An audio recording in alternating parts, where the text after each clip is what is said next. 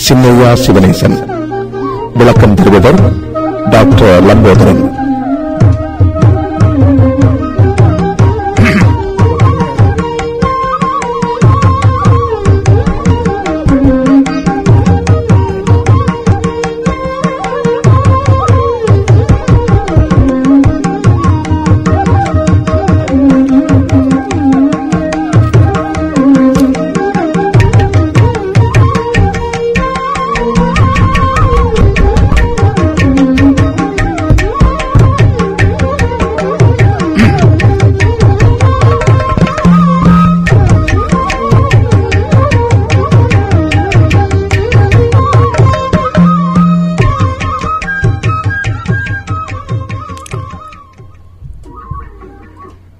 வணக்கம் நேயர்களே, நாங்கள் உங்களோடு இன்றைக்கு விஞ்ஞானமும் விஞ்ஞானமும் என்ற நிகழ்ச்சியிலே இணைந்திருக்கிறோம். பொதுவாக எங்களுடைய இந்த நிகழ்ச்சிக்கு உங்களுடைய அமோகமான ஆதரவுக்கு நன்றி தெரிவித்துக் கொண்டு இன்றைக்கு நாங்கள் மிகவும் முக்கியமான ஒரு விடயம் பற்றி கலந்துரையாட இருக்கிறோம். உங்களுக்கு தெரியும், எங்களுடைய வாழ்விலே ஒரு குழந்தை பிறந்து விட்டதென்றால் உடனே அதனுடைய நட்சத்திரம், அதனுடைய ராசி, அது பிறந்த தினம், நாள், அந்த மணி மிகவும் அச்சொட்டாக பார்த்து நாங்கள் உடனே முதல் போவது சோதிடரிடம், சாத்திரியார்கிட்ட போய் அதை என்ன மாதிரி அந்த குறிப்பை எழுதி கொண்டு வாரது. அதுதான் முதலாவது எங்களுடைய ஒரு பாரம்பரிய வழக்கம்.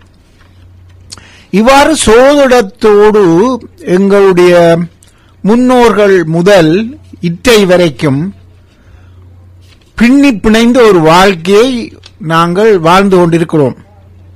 எனவே இந்த சோதிடத்தில் இருந்து எமது வாழ்வை பிரிப்பதென்பது ஒரு கடினமான காரியம் என்று நாங்கள் பொதுவாக கருதுகிறோம்.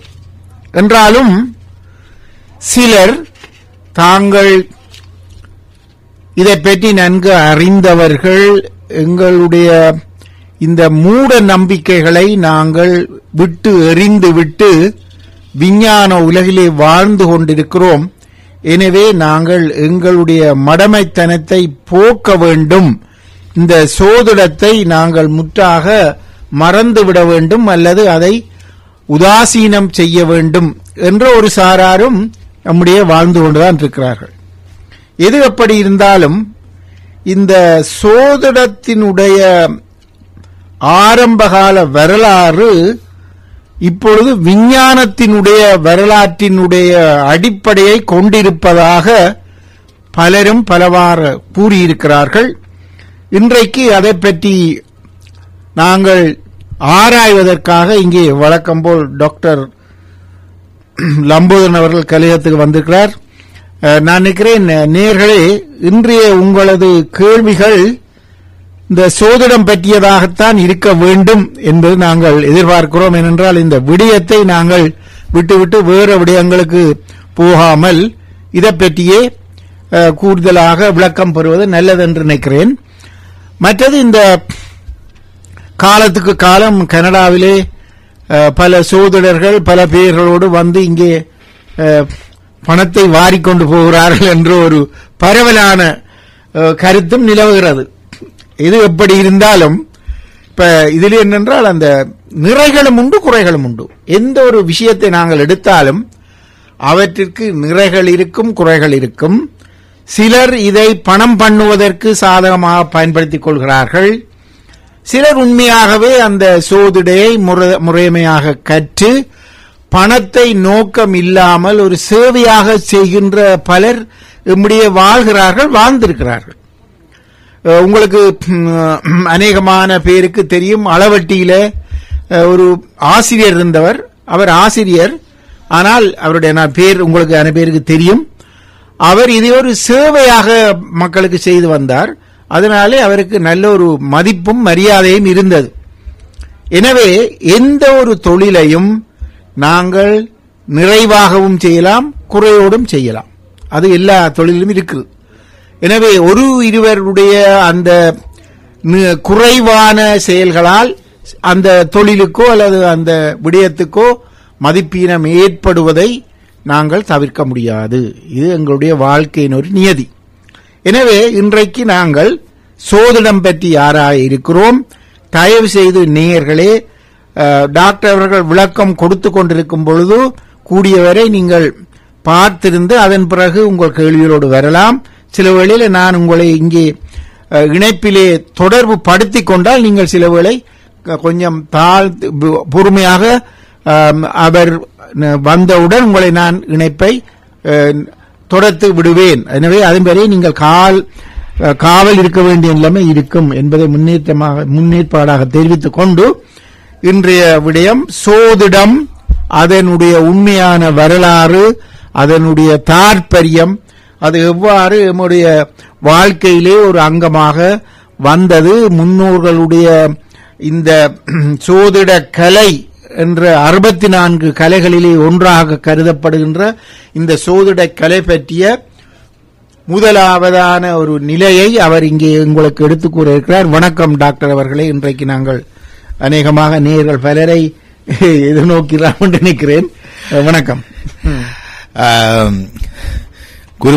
குருவனுடைய திருவடிகளையும் எம்பெருமானுடைய திருவடிகளையும் மனதில் இணைத்து மீண்டும் உங்களை இந்த மெஞ்ஞானமும் விஞ்ஞானம் என்ற நிகழ்ச்சிகளை சந்திப்பதில் மிகுந்த மகிழ்ச்சி. ஆசிரியர் சிவனேசன் அவர்களுக்கும் எனது வணக்கம். வணக்கம்.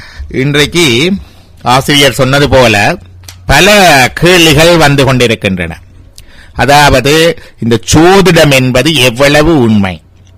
இந்த காலத்திலே நாங்கள் ஜோதிடத்தை நம்பி பல விடயங்களை, முக்கியமான விடயங்களை, திருமணம், எங்களுடைய லைஃப் பார்ட்னரை தேர்ந்தெடுக்கிறது தொடக்கம், தொழில், இப்படி பல விடயங்களை, சோதனங்களை நம்பி நாங்கள் செய்து கொண்டிருக்கின்றோம்.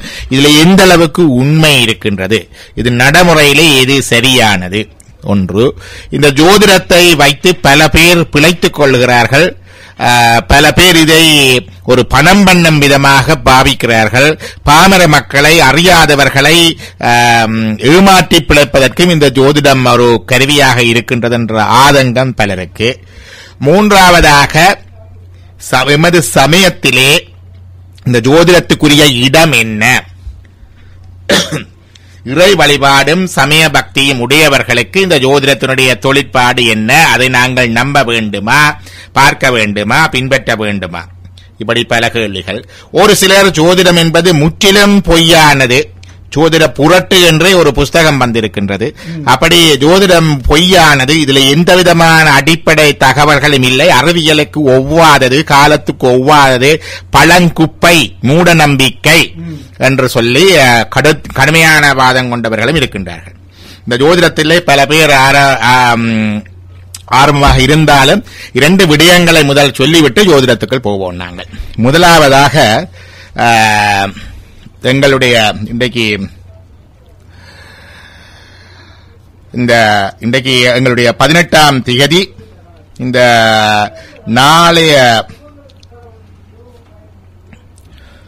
இந்த 18ஆம் திகதியிலே பார்க்கின்ற பொழுது இன்றைக்கு நாங்கள் மகாலய பட்சம், சென்ற முறை சொன்னது போல இந்த பித்ரு கடன்கள் செய்யக்கூடிய காலம் இருக்கின்றது.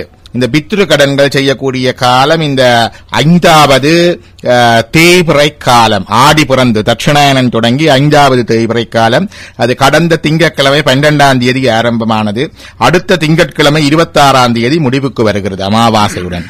இந்த நாட்களிலே உங்களுடைய இறந்த மூதாதையர்களை நினைத்து நீங்கள் அவர்கள் பெயரிலே தான தர்மங்கள் செய்தல், அவர்களை நினைத்து பிரார்த்தனைகள் செய்தல் மிகுந்த பலன் தருகின்ற ஒன்று.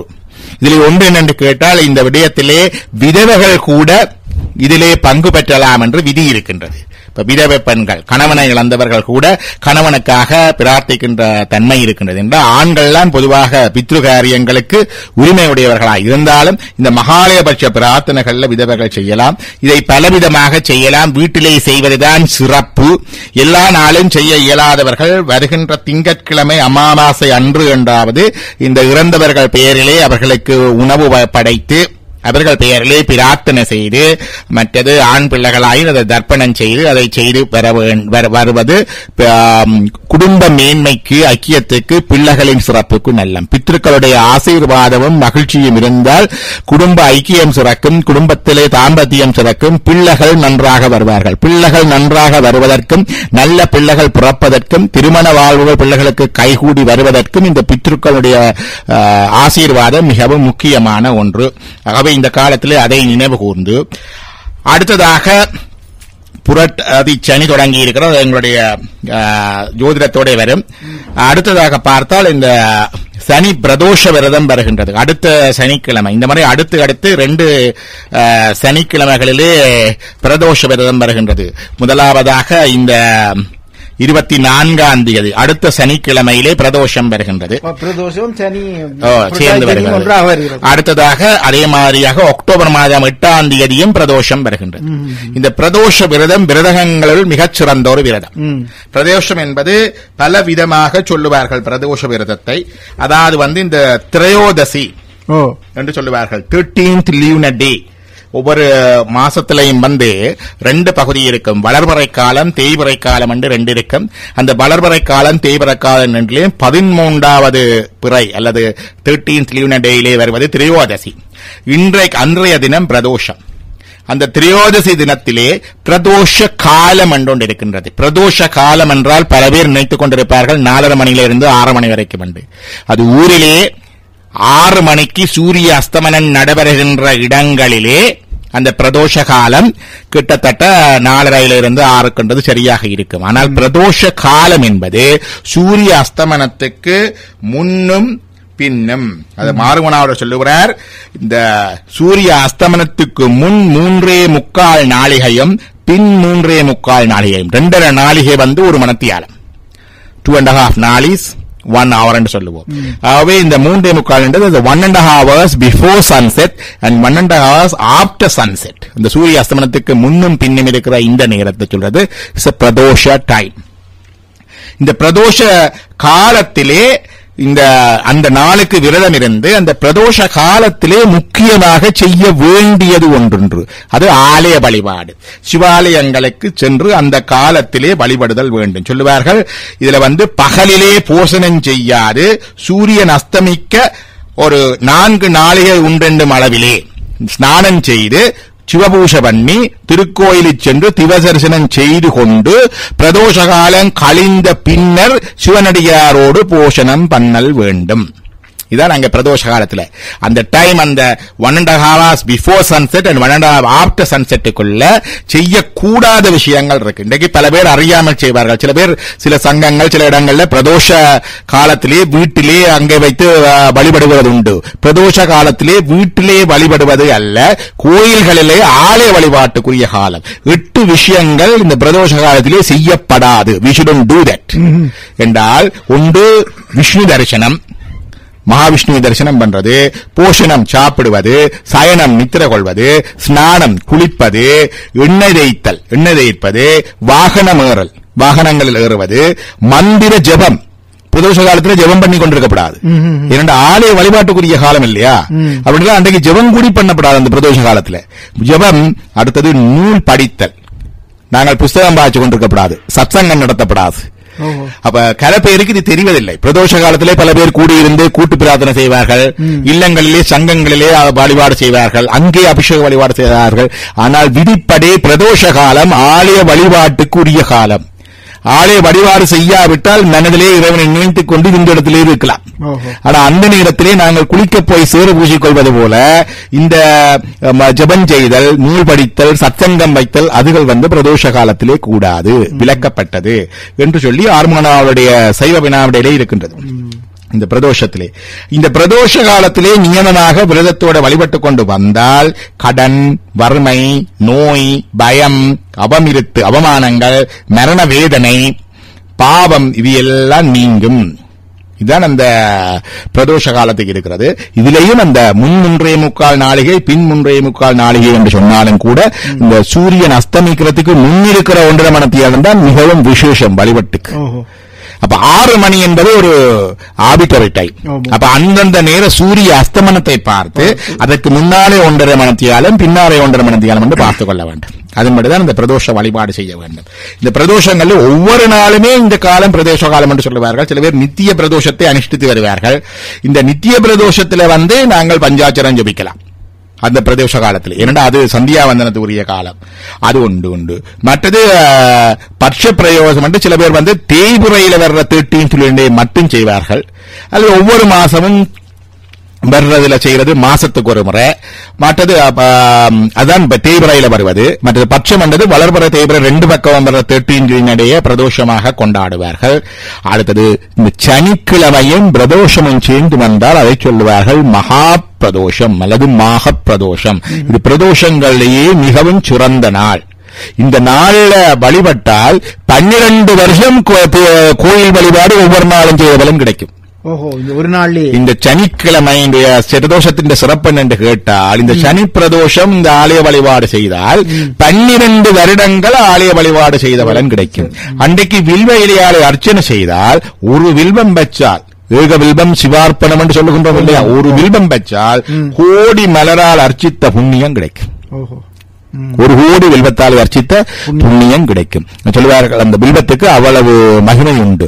திருஜன்ம பாபசம்ஹாரம் ஏக வில்வம் சிவார்ப்பணம் என்று சங்கராச்சாரிய சொல்றார்.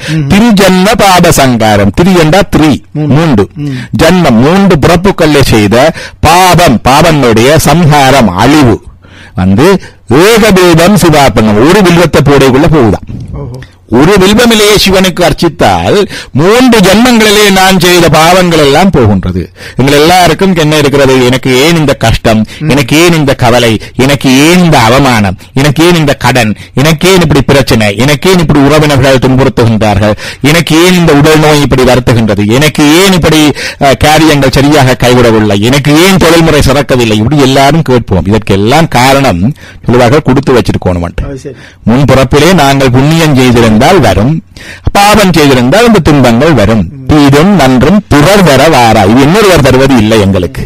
அந்த பாவங்களை போக்குவதற்கு என்ன வழி என்றால் திருஜன்ம பாவ சம்சாரம் ஏகதேவம் சிவார்ப்பணம்.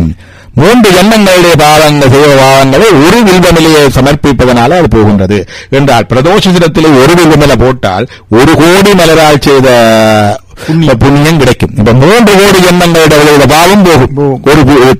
அப்படி அது இந்த பிரளயம் 5ஆவதாக ஒரு பிரளயம் இருக்கு, ஒரு பிரதோஷம் இருக்கின்றது. அது பிரளய காலம். உலகமெல்லாம் ஒடுங்கி மகாசங்காரம் என்று சொல்லுவார்கள். இப்ப எல்லாம் அந்த ஊழிக்காலம், பேரூழிக்காலம், சுனாமி எல்லாம் அது ஒரு சின்ன மைக்ரோ. இந்த சுனாமி நாங்க பார்த்தோமே, ஒரு சின்ன மைக்ரோ ஒரு மைக்ரோ தான் சுனாமி. அந்த ஊழிக்காலத்துல அடுத்ததாக வர்ற ஊழிக்காலத்தை சொல்றது டிலூஜ், ஆங்கிலத்தில் சொல்லுவார்கள்.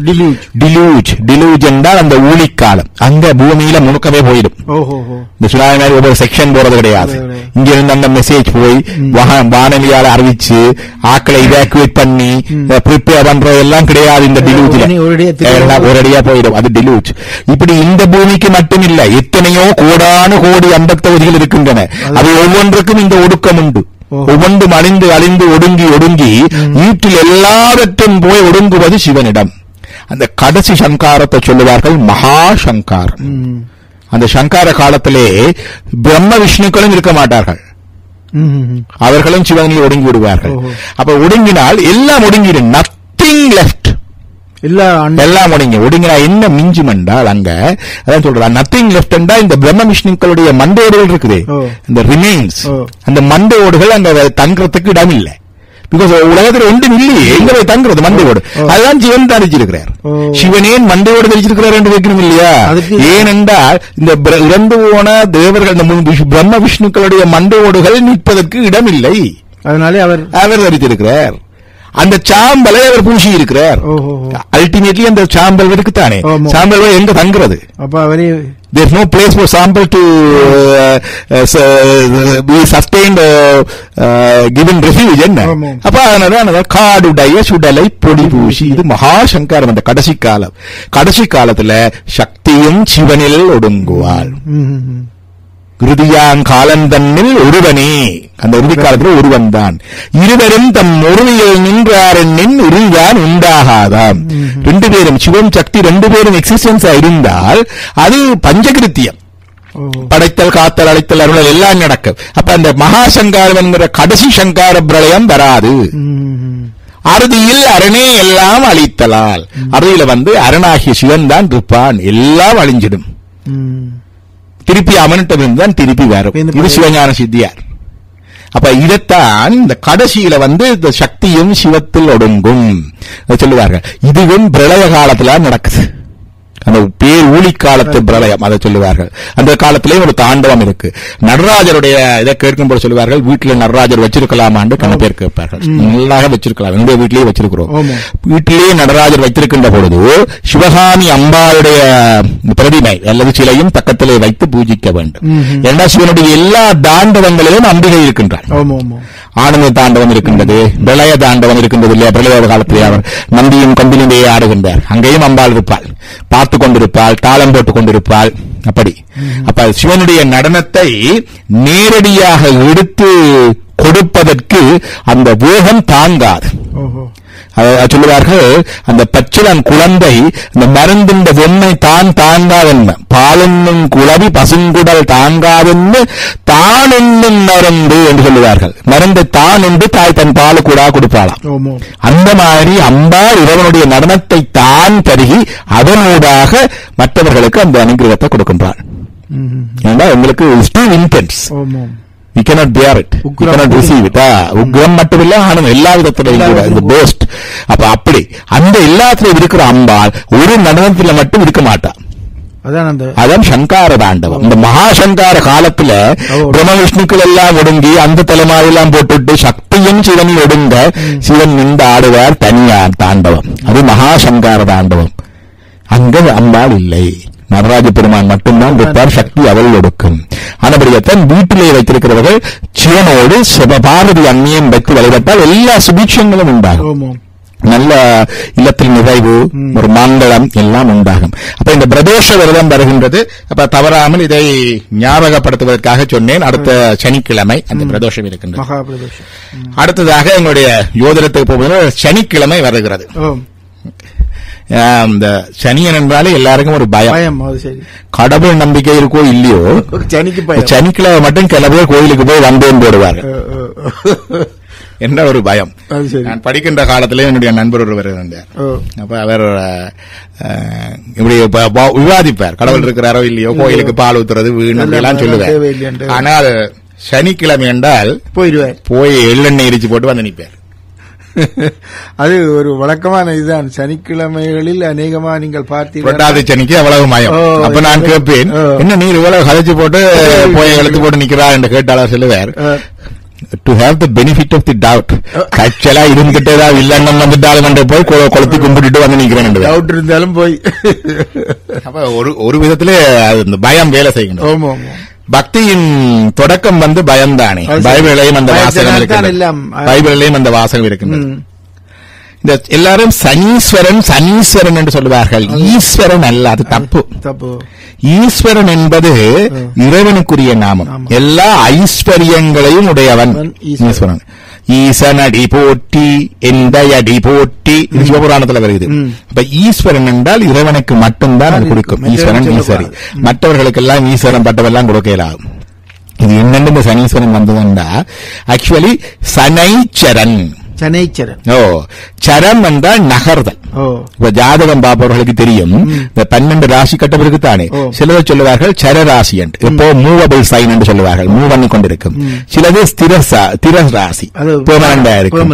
அடுத்தது உபய ராசி, ரெண்டுக்கும் இடையில இருக்கிறது. சொல்லுவார்கள் இந்த ஜென்ம லக்னம் அதுகள் அல்லது அந்த மூணு இது இருந்தால் எப்பொழுது ஒரு ஒண்டரிங் இருக்கு, மைண்ட்ல ஒண்டரிங் இருக்கும், இல்லாட்டி பெர்மனண்டாக சுத்தி கொண்டிருப்பார். அதே மாதிரியாக அவருடைய வாழ்க்கை துணை 7ஆம் இடத்து அப்படி இருந்துச்சுன்னா வாழ்க்கை துணை மூவ் பண்ணி கொண்டிருக்கும். அப்ப அந்த சரம் என்றா நகர்தல்.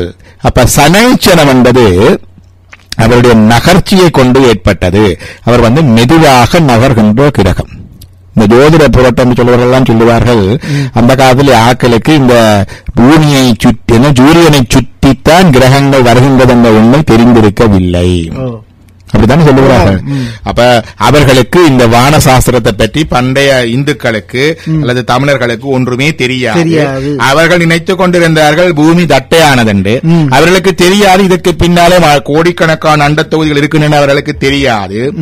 ஆனபடியினாலே அவர்கள் இந்த உலக இந்த ஜோதிடம் எல்லாம் போய் அவர்களுக்கு விஞ்ஞான அறிவே இல்லை, இப்படி எல்லாம் எழுதியிருக்கிறார்கள். ஆனால் உண்மையினை என்னென்று கேட்டால் பூமி உருண்டை என்று தெரிந்திருக்கின்றது. பூகோளம் என்றாலே கோலம் என்றாலே உருண்டை. அண்ட பகுதி என்னுண்டை பிறக்கம் அளப்பெரும் தன்மை வளப்பெரும் காட்சி ஒன்றனுக்கொன்று நின்றலில் பகரின் 100 கோடியின் மேற்பட விரிந்தன. இது திருவாசகம். திருவாசகத்தில் ஒரு பகுதியை ஒரு பாடலை சொல்லுவார்கள், திரு அண்ட பகுதி. காஸ்மிக் ட்ரூத் ரிவீல் பண்ணது, தி சீக்ரெட். அப்ப எப்படி உலகம் தோன்றுதண்டா அண்டம் உருண்டை முட்டை வடிவானது, முட்டை வடிவானது. அதை சொல்லுவார்கள் அண்ட லிங்கம். திருமந்திரத்தில் வருவது அண்ட லிங்கம். இந்த கோள வடிவம் வர்றது அண்டம், காஸ்மிக் எக் என்று சொல்லுகிறார்கள். அப்ப இதைத்தான் சொல்லுவார்கள். இப்படியே உருண்டையா நிறைய வருவதாம். இவ்வளவு வருவது சொல்லுவார்கள். 9 கிரகம் இருந்ததே தெரியாது. அந்த காலத்துல பக்கத்துல இருந்த நெப்டியன் புளூட்டோ கூட தெரியாம இருந்திருக்கிறார்கள். இதெல்லாம் சும்மா கதை சரடப்படுகிறார்கள் சொல்லுகிறார்கள். அது மட்டுமில்ல, மல்டிபிள் மில்லியன்ஸ் யூனிவர்ஸ். லலிதா சகஸ்ரநாமத்துல அம்பாவுடைய 1008 நாமங்கள், அடுத்த நவராத்திரி வருது இல்லையா, அதை பத்தி அப்ப கதைப்போம். இந்த அம்பாவுடைய 1008 நாமங்களுக்கு விளக்க உரை எழுதுகின்ற பொழுது பாஸ்கர ராயர் என்ற இடத்துல எழுதியிருக்கிறார் விளக்க உரை. அந்த விளக்க உரை எழுதுகிற பொழுது சொல்லுகிறார், there are millions of universes there. There are millions and millions of peoples, angels and devas there. And you are in control of all of them. என்று அம்பாளுடைய லலிதா சகஸ்ரா பாஷத்துல அவர் சொல்றார். இப்ப இருக்கிறவங்க சொல்றாங்க அந்த காலத்துல அவங்களுக்கு அண்டவியல் அறிவே இல்லை என்று. இங்க புறநானூற்றுல கூட இனிது உருண்ட சுடர் நேமி முழுதும் ஆண்டோர் வழிக்காவல சொல்லுகிறார்கள். உருண்டையா இருக்குன்னு சொல்றார்கள். அடுத்தது வானுற விசும்பில் கோள் மீன் சூழ்ந்த விளங் கதிர் ஞாயிறு. கதிர் ஞாயிறை சுத்தி கோள் மீன்கள் எல்லாம் சுற்றி வருகிறது என்று இருக்குது. இது புறநானூறுல வானுற விசும்பில் கோள் மீன், இந்த கிரகங்கள் எல்லாம் சூழ்ந்த விளங் கதிர் ஞாயிறு இப்படி போட்டிருக்கிறாரல்ல. இந்த அந்த காலத்துல நிறைய இருந்திருக்கிறது. எல்லாம் கணிதமும் இருந்திருக்கின்றது. இந்த ஆரை இருக்கின்றது இல்லையா, வட்டத்தினுடைய ஆரை இருக்கின்றது, விட்டம் இருக்கின்றது இல்லையா, அந்த ஆரை விட்டம் அந்த அந்த இதுல இருந்து அந்த அதுல பரப்பளவு கணிக்கிறது இல்லையா, பையார் ஸ்கொயர் நாங்கள் அந்த நாள் படிக்க அதுதான் வட்டத்தரை கொண்டு விட்டத்தரை தாக்கின் தெட்டன தெரியும் குழி. இது காக்கபாரணியார் பாடி இருக்கிறார், தமிழ் புலவர்.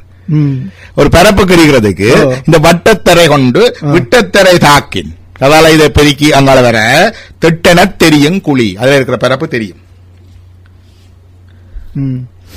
இதெல்லாம் அவர்களுடைய அண்டவியல் உண்மையை அவர்கள் எவ்வளவு தெரிஞ்சிருக்கிறார். அவர்களுக்கு முதலாவதாக பூமி உருண்டை என்ற உண்மை தெரிந்திருக்கின்றது. இரண்டாவதாக பூமி மட்டுமல்ல இதர கோள்களும் சூரியனை சுற்றி வருகின்றன என்ற உண்மையும் தெரிந்திருக்கின்றது. சூரியனிலே 7 நிற கதிர்கள் மகாபாரத்தில் வருகின்றது. சூரியனுக்கு 7 குதிரைகள். 7 குதிரைகள் என்றால் என்ன கருத்து? 7 நிற கதிர்கள், விப்ஜியோர் என்று சொல்றோம் இல்லையா சயின்ஸ்ல, அதுவும் தெரிஞ்சிருக்கின்றது. இப்ப எல்லாம் ஐசக் நியூட்டன் சொல்லும் பிறகு நீங்க விப்ஜியோர் கலர் தெரியாது. அப்ப இந்த சூரியனுடைய 7 நிற கதிர்கள் தெரிந்திருக்கின்றது. அது மட்டுமல்ல, இந்த சூரிய தொகுதி மாதிரி எத்தனையோ அண்ட தொகுதிகள் இருக்கின்றன என்ற உண்மை தெரிந்திருக்கின்றது. Countless number of universes, multiverses. அது மட்டுமல்ல, இன்றைக்கு கடைசியா இப்ப 20-30 வருஷமாக விஞ்ஞானம் சொல்லிக் கொண்டிருக்கிற அண்டவியல் விஞ்ஞானம் சொல்லிக் கொண்டிருக்கின்ற ஒரு உண்மை, எங்களுடைய யூனிவர்ஸினுடைய laws of physics and laws of biology may be different from the other universes. அங்க வேற பிசிக்ஸ் வேற பயாலஜி. நீர் இல்ல உயிரினவில்லை என்று சொல்றோம். அங்க நீர் இல்லாமலே வாழ உயிரினம் இருக்கும். அதான் ஸ்டீவன் ஹாக்கிங் சொல்றார், அண்டவியல் விஞ்ஞானம் சொல்றார், they may be thriving on liquid nitrogen, right? They may be floating on the space. அதுக்கு தண்ணி தேவையில்லை. அப்படி அப்ப அந்த ஒரு எலக்ட்ரான்ல ஒரு சின்ன மாற்றம் இருந்தாலே அந்த அண்டத்தோடு இருந்தது பிணிக்கல்ல, it's change into laws of physics and chemistry and biology. அப்ப அதுக்கும் சொல்லி இருக்கின்றது. அந்த நாளில் இருக்கிறது இது பிரகிருதி மாயா உலகம், இது நாங்கள் இருக்கின்ற உலகம் எல்லாம் இந்த பிரம்மாண்டம் மற்ற அண்ட தொகுதிகள் எல்லாம் 108 உலகங்கள் இருக்கின்றன. இந்த 108 அண்ட தொகுதிகளையும் சொல்லுவார்கள் பிருதிவி தத்துவம், மண், the laws of physics, the common laws. அதுக்கு அடுத்ததாக இருப்பது பிருதிவிக்கு அடுத்ததாக இருப்பது நீர். நீர் தத்துவ உலகத்தில் 57 இருக்குது. இப்படி ஒவ்வொரு தத்துவங்களாக பிரிச்சு சொல்லிடுவார்கள். Different laws of physics applicable to different universe என்று இந்த ஆகமங்கள்ல புராணங்கள் எல்லாம் பிட்டு வடிவாக சொல்லி இருக்கின்றார்கள். இதுதான் சயின்ஸ் சொல்லுது. ஆனா இப்ப சில பேர் சொல்லினோம் இதெல்லாம் தெரியாம அந்த காலத்துல இந்த அண்டவியல் விஞ்ஞானம் முழுக்க தெரிந்துதான் இந்த ஜோதிடமும் வந்திருக்கின்றது. அதுக்காக எல்லாத்தையும் மனுஷன் கண்டுபிடிச்சான் என்று இல்லை. இதெல்லாம் சொல்லுவார்கள் எங்களுடைய முன்னோர்கள் ஞானிகள் பல அறிவாளிகள் தீர்க்க தரிசனம் உள்ளவர்கள் அவர்கள் இந்த உண்மைகளை எல்லாம் கண்டுபிடித்தார்கள் என்றால் இட்ஸ் நாட் டிஸ்கவர்டு. அமெரிக்கா இருந்தது, கொலம்பஸ் கண்டுபிடிக்கிறது அமெரிக்கா இருக்கே இல்லையா?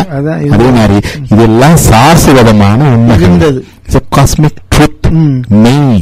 இந்த உண்மைகளை சொல்ற என்னுடைய நூல் தமிழ்ல இருக்கிற நூலுக்கு சொல்லுவார்கள் மெய் கண்ட சாஸ்திரங்கள். உண்மையை கண்ட, காணுங்கல்ல, past tense confirmed.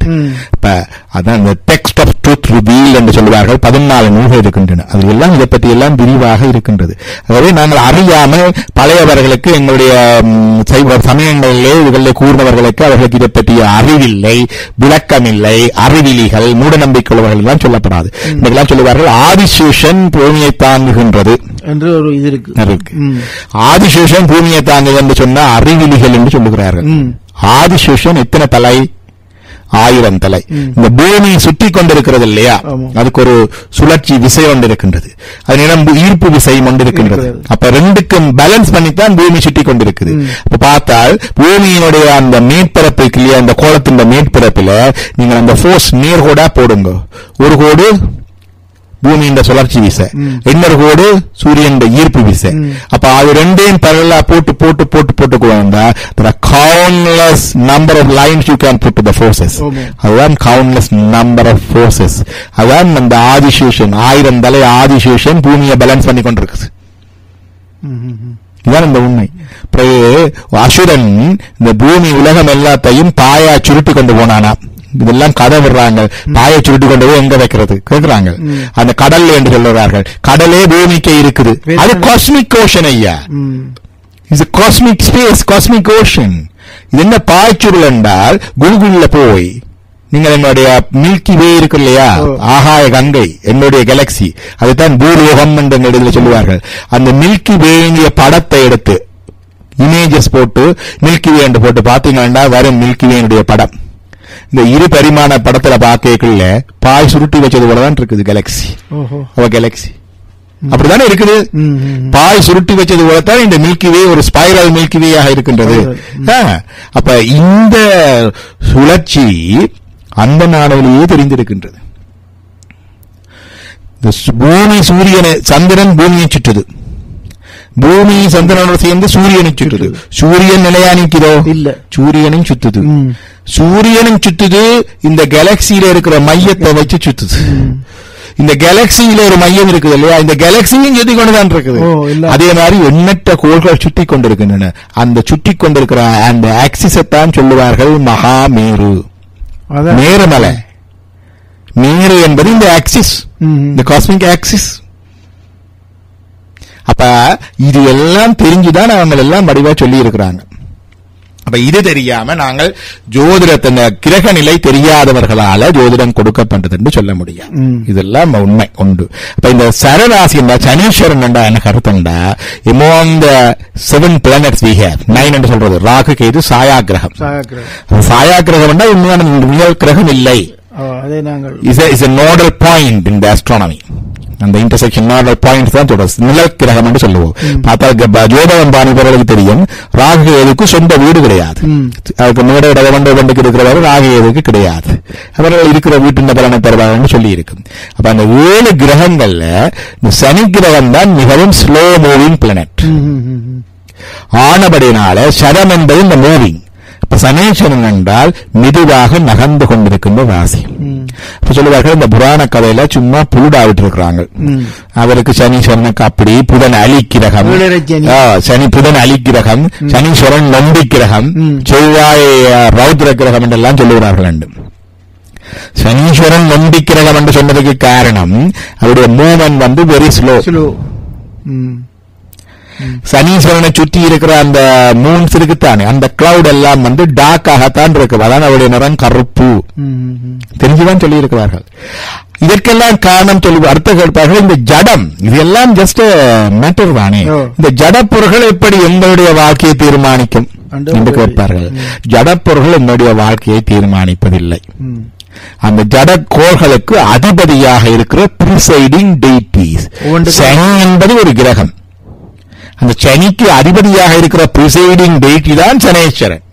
அவர்தான் அதற்குரிய பலனை தருவார். வியாழன் என்பது ஒரு கிரகம், அது ஜடம். அதற்கு எந்த விதமான ஆற்றலும் கிடையாது. ஒரு மண் கூட்டம், பாறை கொண்ட கூட்டம், அதற்கு எந்த விதம் கிடையாது. அந்த வியாழ கிரகத்துக்கு அதிபதியாக இருக்கிற பிரகஸ்பதி, அவர்தான் அந்த பலன் தாரது. வியாழனுக்கு அதே மாதிரி வெள்ளிக்கு சுக்கிரன், அவர் பலன் தருவார். இவர்கள் பலன் தருவது மட்டுமல்ல, இவர்களுக்கு இந்த ஆதிபத்தியத்தை கொடுக்கிற இறைவன் எல்லாருக்கும் மேற்பட்டவன். இந்த ஆதிபத்தியத்தை கொடுக்கிற the power was given by the Almighty என்று சொல்லுவார்கள். அப்ப அது மேற்பட்டது. அப்ப கன பேர் அதையும் தெரிந்து கொள்ள வேண்டும். இந்த ஜடப்பொருட்களால மட்டும் இந்த பலன் வாரது என்று சொல்லக்கூடாது. அப்ப இந்த ஜோதிடத்திலே அவர்கள் சொன்ன இந்த புராண கதைகள், உருண்டை, ஆதிசேஷன் உலகத்தை சுருட்டினது, இந்த ராகு கேதுக்கள் என்ற கிரகங்கள் இல்லை, மற்றது பாய் சுருட்டின கதை, இது எல்லாம் உண்மைக்கு புறம்பாக சொல்லுகிற புரட்டுகள். இன்றைக்கு அண்டவியல் விஞ்ஞானம் தெரிஞ்சவர்களுக்கு, வானியல் தெரிந்தவர்களுக்கு தெரியும், இதெல்லாம் உண்மைக்கு புறம்பாக சொல்லுகின்றன. ஆகவே இவர்கள் சொல்லுகின்ற வார்த்தையை கேட்டு குழம்பிக் கொள்ளக் கூடாது. அடுத்தது, இது மேன் மேட் டிஸ்கவரி அல்ல, ரிவீல் பை த காட். ஏனென்று சொன்னால் இந்த அஸ்ட்ராலஜி என்கின்ற ஜோதிடம் எங்கே வருகின்றது என்றால் எங்களுடைய வேதங்களிலே வருகின்றது. எங்களுக்கு இறைவனிடமிருந்து வந்த நூல்கள் இருக்கின்றன. அதாவது the truth or knowledge revealed by the God himself. இதெல்லாம் மனுஷனால் எடுக்க முடியாது. இந்த இறைவனிடமிருந்து வந்த இந்த நூல்கள்ல ரெண்டு தான் எங்களுக்கு, வேதங்கள், ஆகமங்கள். வேதங்கள் 4, ரிக், ஜசுர், சாமம், அதர்வணவன். ஆகமங்கள் 28, அதுல சப் ஆகமாஸ் 207 இருக்குது. இந்த வேதங்களுக்கு அங்கமாக ஆக்சிலரி டெக்ஸ்ட் இருக்குது.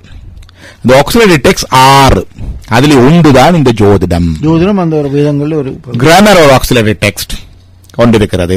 கல்பம் என்ற இந்த கிரியைகளை செய்கின்ற கொண்டிருக்கின்றது. நிறுத்தம், சந்தோபசிதி, இந்த சுலோகங்களை உச்சரிக்கின்ற விதங்களை சொல்லுகின்றது இருக்கின்றது.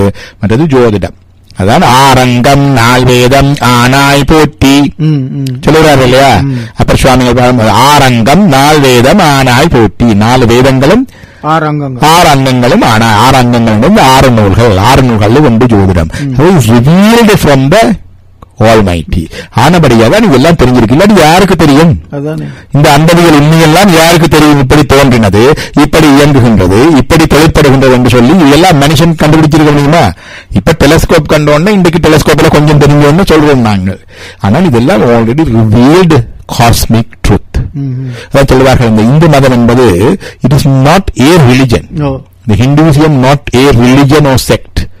It is a cosmic truth applicable to everyone, everywhere, irrespective of faith and irrespective of the faith, place and person.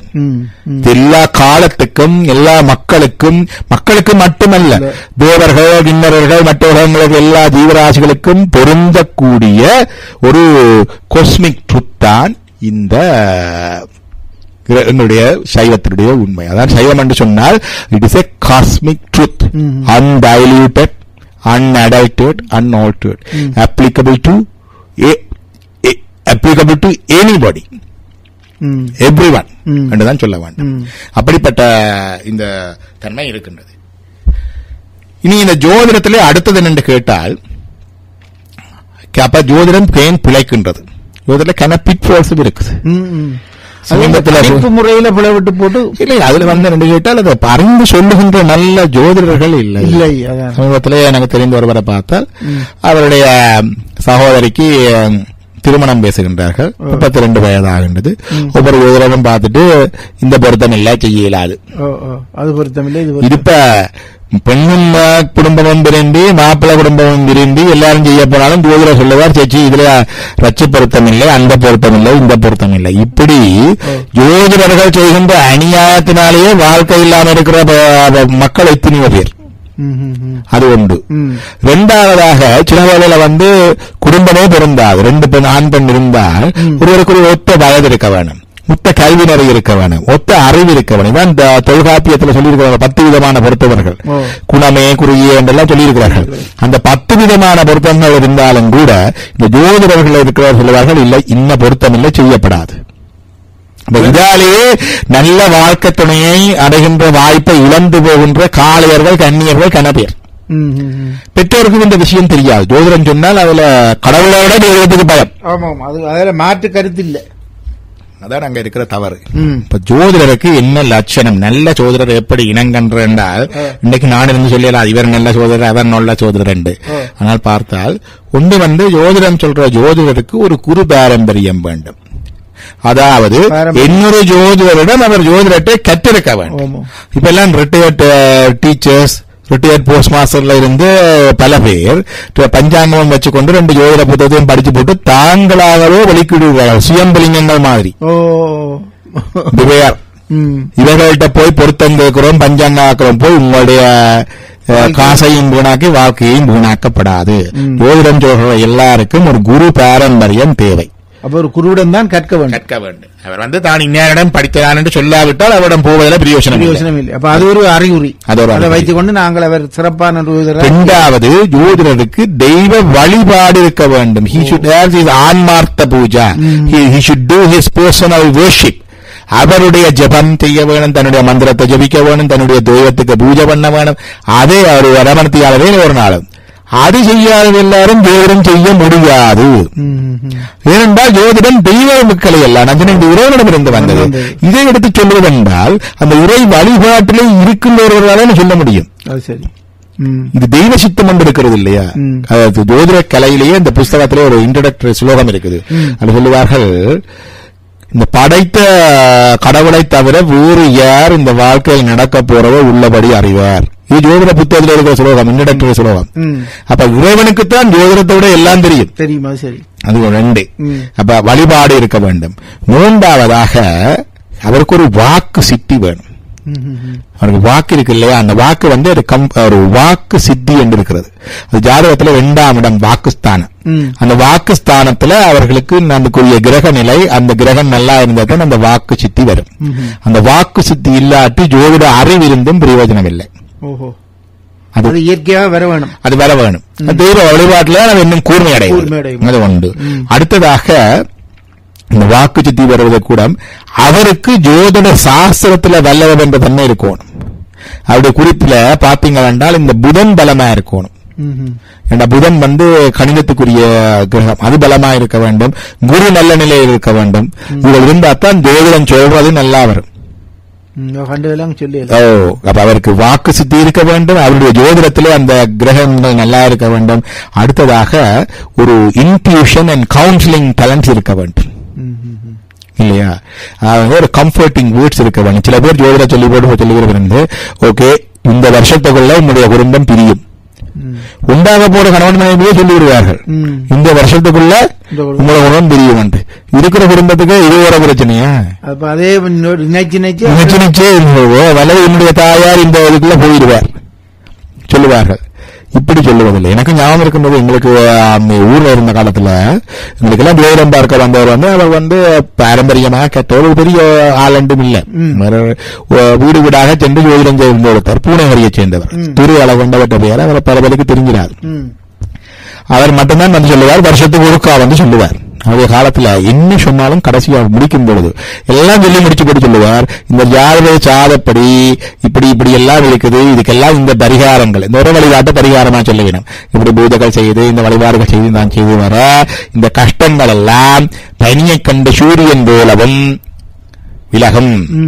இது வந்தாலும் கூட தலைக்கு வந்தது தலைப்பாகையோட போன மாதிரி. கண்ணுக்கு வந்தது புருவத்தோட போன மாதிரி அந்த அளவுக்கு உங்களை தாக்காது. பேட் எஃபெக்ட் சொல்லிக்குள்ள அதுக்கு பரிகாரம் சொல்லி பரிகாரம் வர உங்கள் முற்றினால் விலகலாலும் விலகும், அல்லது அந்த தாக்கம் இருந்தாலும் அவ்வளவு கடுமையாக இருக்கா என்பதற்கு சொல்லுவார். கடைசியாக ஒன்று சொல்லுவார், மேலும் இப்படி எல்லாம் செய்து கொண்டு வர இந்த ஜாதகர் அல்லது ஜாதகி தன்னுடைய வாழ்க்கையில அல்லல் பட்டு கஷ்டப்பட்டு விரக்தி விட்டு தன்னுடைய வாழ்க்கையை கொண்டு போவார் என்ற கவலையை விடுங்கள். இதான் முடிக்கிறது. எல்லா ஜாதகமும் இப்படிதான் முடிப்பார். It's infuses the confidence and faith. It's a counseling skill. இன்றைக்கு பல ஜோதிடர்களிடம் இந்த கவுன்சிலிங் ஸ்கில் இல்லை. தங்களுடைய எக்ஸ்பெக்டேஷன் சிலதே சொல்லுவார்கள், இப்படி இருக்கு அப்படி இருக்குன்னு சொல்லுவார்கள். தவிர அதுக்குரிய என்ன மரணம் தான் அங்கே இருந்தாலும், என்ன குடும்ப பிரிவு தான் அந்த ஜாதகங்கள் இருந்தாலும் அதை சொல்லும் பொழுது அதற்குரிய அதை தெய்வத்திடம் வழிகாட்டி அதற்கு ஆற்றுப்படுத்தி அனுப்புகின்ற இந்த ஆற்றல் நிச்சயமாக தேவை.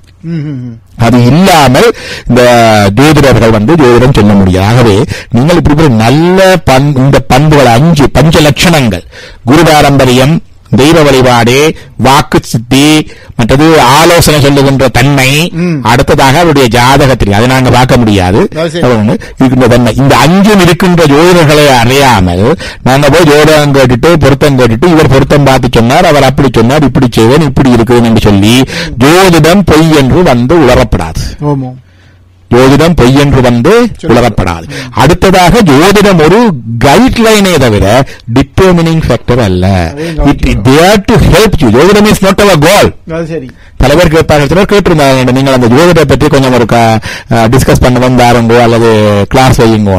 எங்களுக்கு ஜோதிடம் இம்பார்ட்டன்ட் இல்லை, எங்களுக்கு அது ஒரு கருவியை தவிர எங்களுக்கு உரைதான் முக்கியமானது. அப்ப இந்த வாழ்க்கையிலே ஜோதிடத்தை ஒரு அடிஷனல் ஒரு ஃபெசிலிட்டேட்டர், ஒரு கைட்லைனாக பாவித்து சில விஷயங்களை நாங்கள் தவிர்த்துக் கொள்ளலாம், சில விஷயங்களை நல்லா செய்யலாமே தவிர அதைத்தான் டிட்டர்மினிங் ஃபேக்டராக பிடித்துக் கொண்டு போக நினைக்கக்கூடாது. நேயர்கள் அடிக்கடி இங்கே பலர் வந்து போகிறார்கள். இப்ப நீங்கள் சொன்ன விஷயங்கள் நாங்கள் என்ன அதை மேலோட்டமாகத்தான் பார்த்து கொண்டிருக்கிறோம். என்றாலும் ஒரு கேள்விக்கு இடம் இருக்க நினைக்கிறேன். கேள்வியை கேட்போம். வணக்கம். வணக்கம், நீங்கள் இணைப்பில் இருக்கிறீர்கள். வணக்கம். மாஸ்டர் அவர்களுக்கும் ராம் அலெக்சாண்டருடைய காலை வணக்கம். காலை வணக்கம். எப்படி இருக்கிறீர்கள்? நன்றாக இருக்கின்றோம். நீங்கள் எப்படி இருக்கின்றீர்கள்? உங்களுடைய அந்த படித்த தன்மைகளை அப்படியே உள்வாங்கிக் கொண்டிருக்கின்றோம். மிக கனடாவில் எங்களுக்கு கிடைத்த ஒரு, அதை எப்படி சொல்வது, அது கண்டிப்பாக சொல்லி ஆக வேண்டும். அந்த அளவிற்கு ஒரு மிக விவரம் தெரிந்த ஒருவர் எங்களுக்கு பக்கத்தில் இருக்கின்ற பொழுது சில அரபு காடுகள் இனி எழும்பாது என்று நினைக்கிறேன். நிப்பாட்டீங்களா? அது நீங்கள் சொன்ன மாதிரி நிப்பாட்டையலாது. இந்த ஜாதகத்தினுடைய அடிப்படையை முழுக்க சொல்லி இருக்கிறீர்கள். உண்மையிலேயே நான் ஜாதகத்தில் 100க்கு 100 நம்பிக்கை உள்ளவன். அப்படியே நடந்து கொண்டிருக்கிறது. இங்கு இருந்த ஒருவரிடம் ஒருவர் கொண்டு ஒரு ஜாதகத்தை கொண்டு போய் கொடுத்து இவருடைய வாழ்க்கை எப்படி இருக்கு, என்ன எதுன்னு சொல்லி, இவருக்கு கல்யாணமாகி 2-3 பிள்ளைகள் இருக்குது என்று எல்லாத்தையும் சொல்லிவிட்டு எல்லாத்தையும் சொல்லிக் கொண்டிருக்கின்ற பொழுது ஜாதகத்தை கொண்டு போய் சொல்லி இருக்கிறார், இவர் உயிரோடு இல்லை இறந்து போனார் என்று. எப்படியான சாஸ்திரி இருக்கிற பாருங்க இங்க. அப்ப போறவனையும் குழப்பி, நினைச்சு கண்டிருக்கிறவனையும் குழப்பி, எல்லாத்தையும் சீரழிச்சு சின்னோலப்படுத்தி தெருவில் விடுற ஆக்கள் காண பேர் இருக்கணும். இதெல்லாம் உண்மையிலேயே டாக்டர் லம்போர்ன் அவர்கள் சொன்னது போன்று பாருங்கள், இந்த நவக்கிரகங்கள், இந்த கிரகங்கள்ல முழுக்க எல்லாமே கிரகங்களின் அடிப்படையில் தான் இருக்கிறதே ஒளி யாருடைய பெரியாக சொல்லி சிவராஜா சுப்பிரமணியன் இருக்கா இல்ல இல்ல, எல்லாமே கிரகங்களின் அடிப்படையில் செய்யப்பட்ட விஷயம். அதில் 100க்கு 100 உண்மை. ஒரே ஒரு விஷயத்தை மட்டும் நீங்கள், அதாவது இந்த ஜாதகம் உண்மை என்பதற்கு ஒரு விஷயத்தை மட்டும் கூறி நிறைவு செய்ய, ஒரு என்னுடைய மகன் கடைசி மகனுக்கு அங்கு இங்கு நான் பார்ப்பதே கிடையாது. இந்தியாவில் நீங்கள் சொன்னது போன்று சகல லட்சணங்களையும் பொருந்தியவர் மட்டும் அல்ல, ஜாதகம் சொல்லுகின்றவருக்கு நேரகாலம் நல்லா இருந்தால்தான் எல்லாமே பலிக்கும். உண்மை உண்மை, இதுதான் உண்மை. கொண்டு போய் பார்த்த பொழுது சொன்னார், இவர் மிகப்பெரிய வசதியான ஒரு பெண்ணைத்தான் இவர் போய் தேட வேண்டிய அவசியம் இல்லை, பெண் இவரை தேடி வரும். அது மட்டுமல்ல, இவர் எப்பொழுது இன்னும் ஒரு நாட்டிற்கு செல்கின்றாரோ அப்பொழுதுதான் இவருடைய தந்தையார் குடும்பத்தோடு சேருவார். இது எப்படி இருக்கு? இவர் இந்த நாட்டில் இருந்து இன்னொரு நாட்டிற்கு சென்ற பின்புதான் இவரை பெற்ற தந்தையார் இவருடைய குடும்பத்தோடு சேருவார் என்று என்னுடைய கடைசி மகனுக்கு ஜாதகம் சொன்னார்கள். இந்தியாவில் அங்கதானே இங்க நான் பார்க்கிறதே கிடையாது. சரி, இது டாக்டர் லம்பவர்கள் சொன்னது போன்று எல்லாமே இங்க காசுக்காகத்தானே. $1500 நீங்க துர்க்கமனுக்கு அர்ச்சனை செய்யப்பட்டா எல்லாம் முடிஞ்சு போச்சு ஐயா. $1500 துர்க்கமனுக்கு அர்ச்சனை எல்லாம் முடிஞ்சு போமா ஐயா? இதுதான் இங்க இருக்கின்றவர்கள். இப்பொழுது டாக்டர் லம்பவன் அவர்களே அந்த ஜாதகத்தில் சொன்னது போன்று இவர் பெண்ணை தேடி போகவில்லை. பெண் பல கோடிக்கு அதிபதி இவரை தேடி இப்பொழுது ரிஜிஸ்ட்ரேஷன் நடந்திருக்கிறது என்னுடைய மகனுக்கு. 4 பெண்கள் 4 பேர் இருக்கிறார், 2 பெண் 2 ஆண்கள். இவர்கள் எல்லோரையும் விட்டுவிட்டு இவர்தான் முதலில் வீட்டுக்கு பொம்பளையை கூட்டிக் கொண்டு வருவார் என்று ஜாதகம் சொன்னார். நாங்கள் நம்பவே இல்லை. நோர்வேல இருந்து வந்த ஒரு பெரிய பணக்கார குடும்பம் என்னுடைய மகனை பார்த்துட்டு இவரைத்தான் கட்ட வேண்டி இப்ப ரிஜிஸ்ட்ரேஷன் முடிஞ்சது ஐயா. திருமணம் அது இன்னும் 3-4 வருஷம் இருக்கு. இதை ஏன் கூறுகிறேன் என்றால் அந்த ஜாதகத்தின் அடிப்படை பெண்களை இவர் தேடி போக தேவையில்லை, பெண் இவரை தேடித்தான் வருவார். அது மட்டுமல்ல, இவர் எப்பொழுது இன்னொரு நாட்டிற்கு போகின்றாரோ அதற்கு பின்புதான் இவருடைய தந்தை குடும்பத்தோடு செய்வார். நான் 15 வருஷம் ஆச்சு ஐயா. அந்த ஜாதகம் சொன்னது கொண்டு இப்ப அவருக்கு விசா கிடைச்சிட்டு இந்த 15 வருஷமும் தந்தை குடும்பத்தோடு சேர முடியாது, விசா கொடுக்க மாட்டாங்க. அப்படியே இருக்கு ஐயா, அப்படியே இருக்குது. இப்பதான் விசா கொடுக்க போறாங்க என்னுடைய குடும்பத்திற்கு. என்னுடைய மகனுக்கு அவர்களே எல்லாவற்றையும் செய்து வெகு விரைவில் கூட்டிக் கொண்டு போ. இதை ஏன் கூறுகிறேன் என்றால் ஜாதகத்தை சரியானபடி பார்க்கின்றவர்களிடம் கொடுத்து சரியானபடி கணித்து ஒரு ஜாதகம் எழுதப்பட்டால் அதில் எந்த விதமான தவறு இருக்காது. அது மட்டுமல்ல, டாக்டர் சொன்னது போன்று ஜாதகம் ஒரு வழிகாட்டி.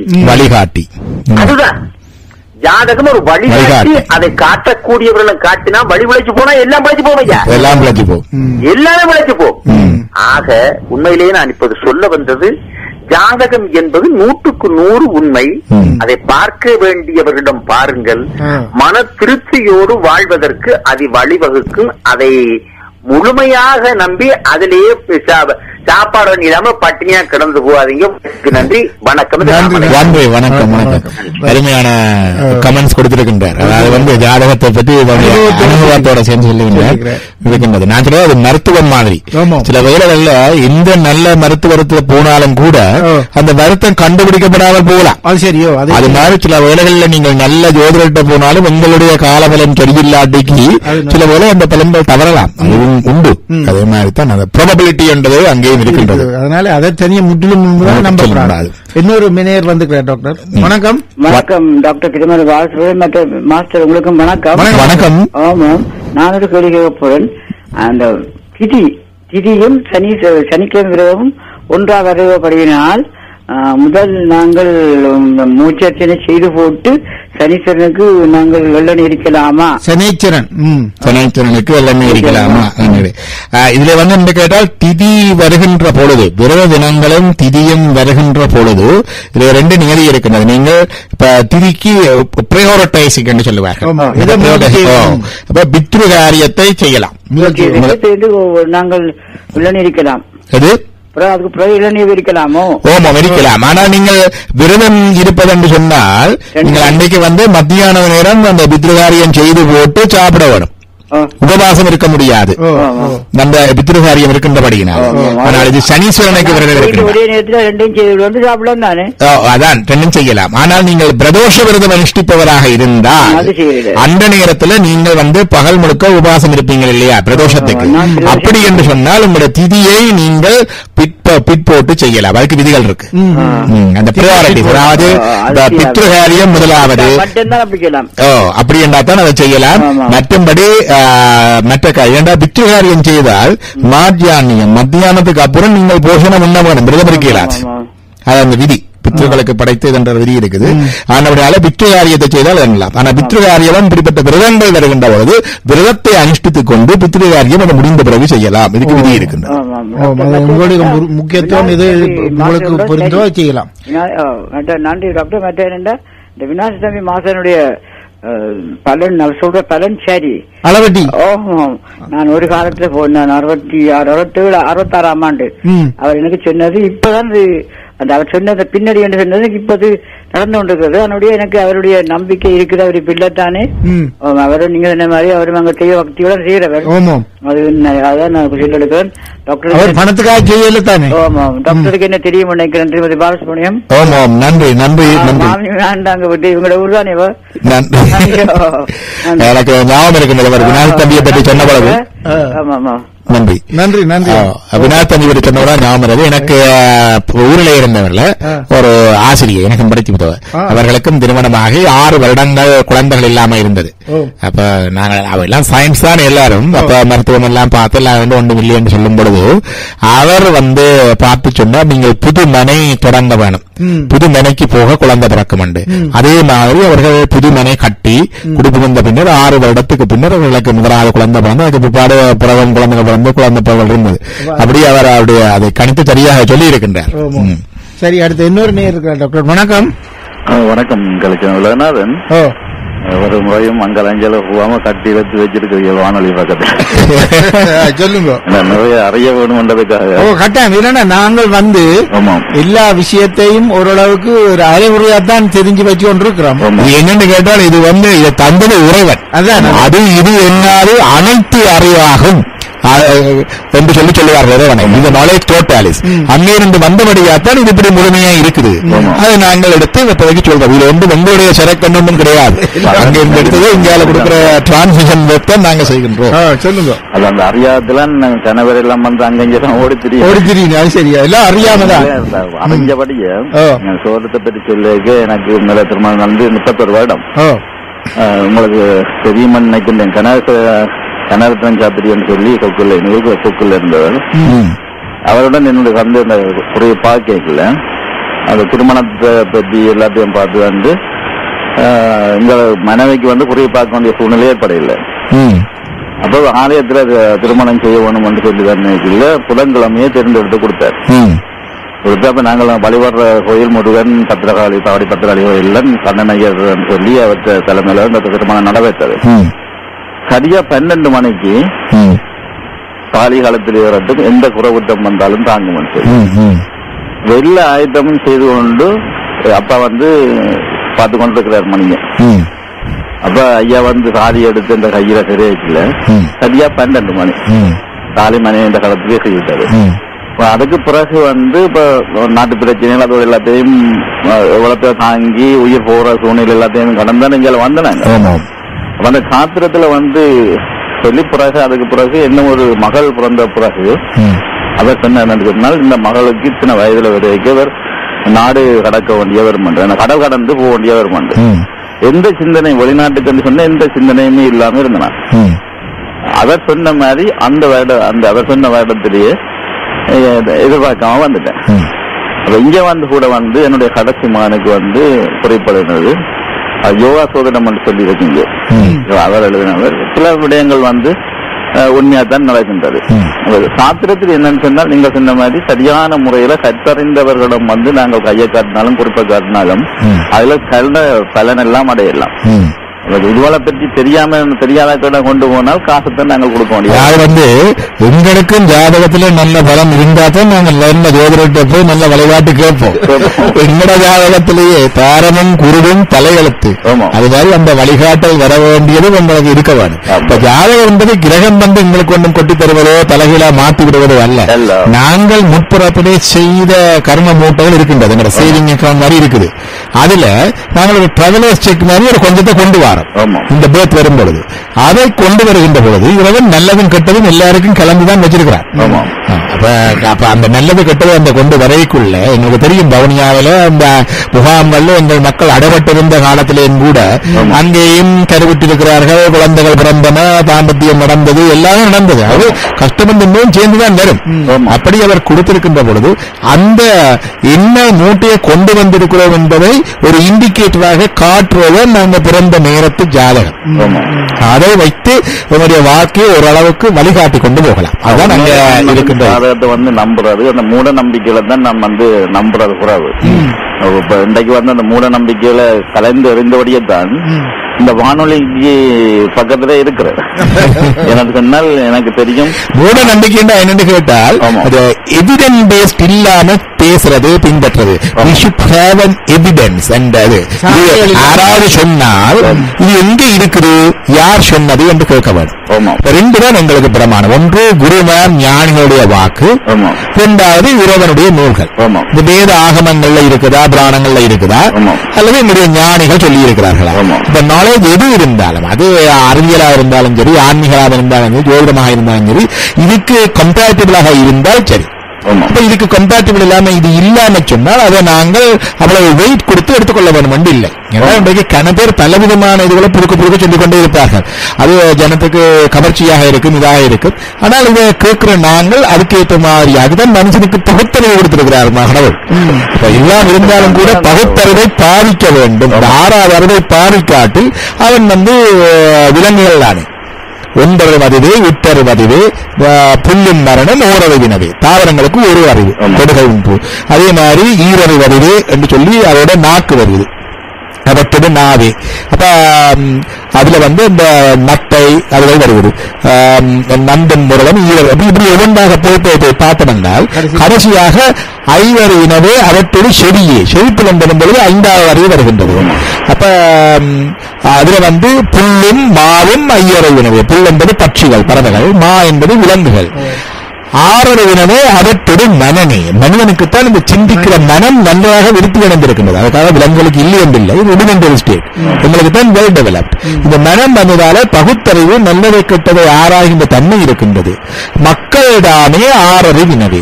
அப்ப மக்களுக்கு இந்த ஆறாறிவை பாதிக்காட்டி ஐந்தறிவுள்ள மாக்கள், விலங்குகள், அதனால இந்த பகுத்தறிவை பாதிக்க வேண்டும். அது ஆன்மீகமாக இருந்தாலும் சரி, அஸ்ட்ராலஜி என்கின்ற ஜோதிடமாக இருந்தாலும் சரி, சரியான பகுத்தறிவோட பாதித்து கொண்டு போக வேண்டும். இறை நம்பிக்கை இருந்தால் அதுக்குரிய கைடன்ஸ் அதுக்குரிய விதத்தில் வரும். நன்றி, வணக்கம். நன்றி, வணக்கம். வணக்கம். இன்னொரு நேர் டாக்டர். வணக்கம். பேர் சிவகுமார். சிவகுமார், நீங்கள் வணக்கம். வாராள் சொல்லுங்க. மாயில வாழ்ந்து கொண்டிருக்கிற தட்டி எழுப்பிக் கொண்டிருக்கின்ற சிவனேசன் ஐயா அவர்களுக்கும், ஆன்மீக டாக்டராக கடமையாற்றிக் கொண்டிருக்கிற டாக்டர் லம்போதன் அவர்களுக்கும் எனது இருவை கூப்பிய வணக்கம். வணக்கம். எனக்கு சயின்ஸ்ல நம்பிக்கை இருக்கு, ஆனா சயின்டிஸ்ட்ல நம்பிக்கை கொஞ்சம் குறைவு. ஏன்னா அதை வித்தியாசம் தியரி சொல்லுவினம். அதுல பிரமாணம் என்ன கேட்டா, இந்த சயின்டிஸ்ட் அவர்களும் உண்மையைத்தான் தேடுகின்றார்கள்.